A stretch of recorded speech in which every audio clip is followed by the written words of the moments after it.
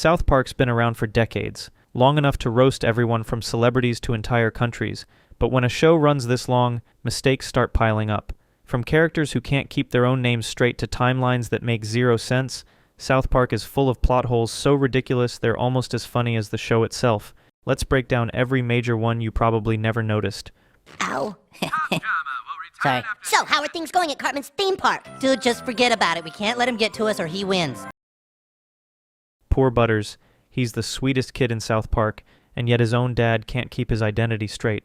Early on, we're introduced to Steven Stotch, who becomes a regular character once Butters takes off as the innocent punching bag of the group. But then something bizarre happens. In multiple episodes, Butters' mom Linda and even random townsfolk call him Chris. Not Steven, not Steve. Chris. And this isn't just a quick slip.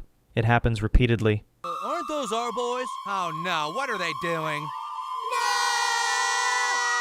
For a while, fans thought maybe Chris was his middle name. Nope. Later on, we actually learn his full name is Stephen Willis Stotch, so unless Chris is his secret double life, it's a clear case of the writers just forgetting what they called him. The joke practically writes itself. Butters is constantly being punished, manipulated, and misunderstood, and now even his dad's identity is part of the chaos. Imagine if The Simpsons randomly called Homer Greg every few episodes and never explained it. That's what's happening here. Poor Butters deserves at least one consistent parent. That really old theater downtown, that Stud Cat. I didn't even know it was open. Wait a minute. What was the movie called? Fishing Fireman 9. I never...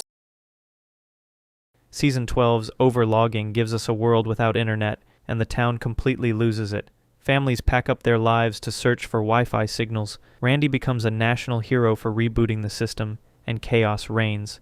But one detail doesn't add up: the timeline.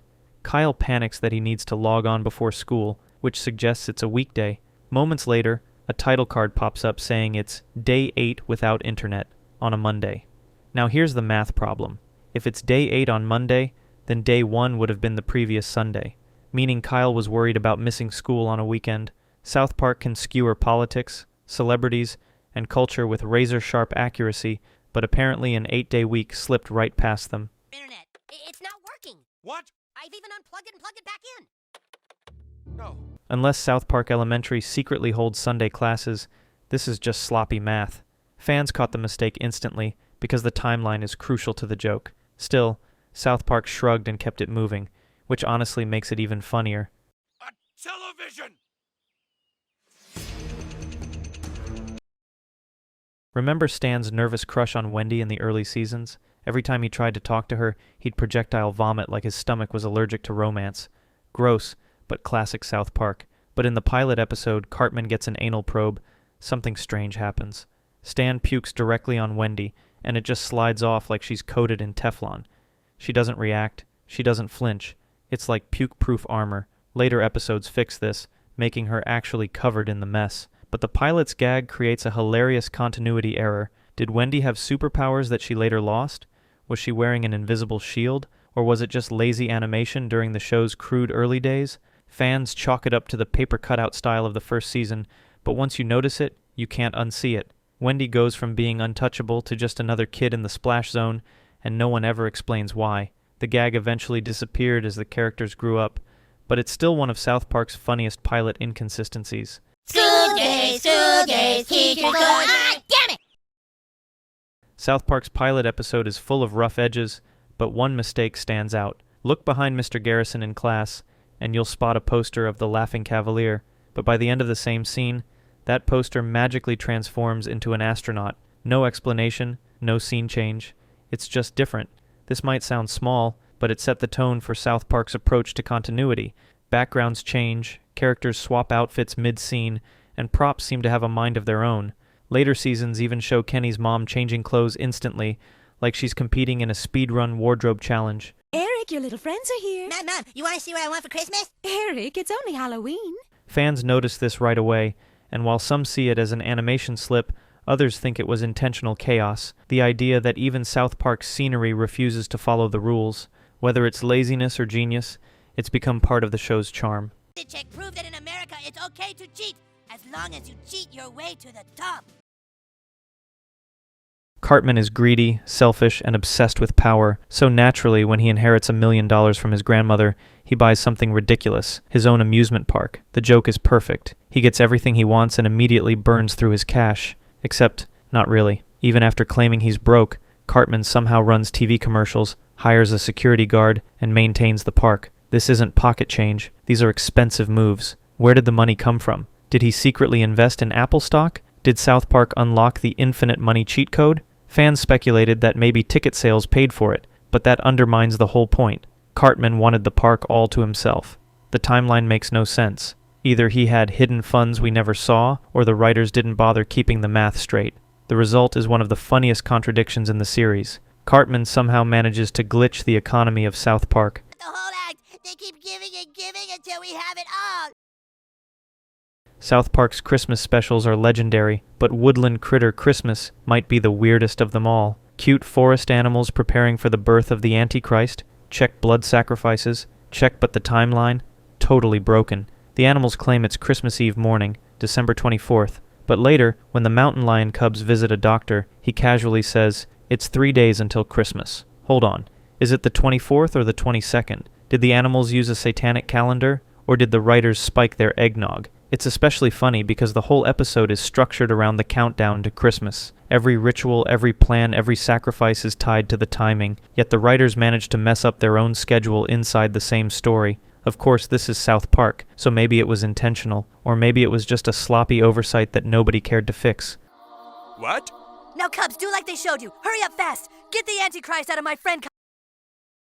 Urban legend says there's a magical frequency called the brown noise that makes people instantly lose control of their bowels. Naturally, Cartman tries to weaponize it in Worldwide Recorder Concert. His plan? Sneak the note into the sheet music of a rival band. Here's the problem. The note he writes isn't some impossibly low sound. It's just E-flat in the treble clef. That's barely lower than middle C, not bowel shattering, just beginner piano lesson stuff. If brown noise really worked like that, every school orchestra would be a biological hazard. The episode plays it straight, as if Cartman had unleashed the ultimate weapon. But in reality, he just pranked everyone with a normal note. It's one of those plot holes that doesn't ruin the joke, but makes it even funnier once you know music basics. 1, 2, 3, pizza.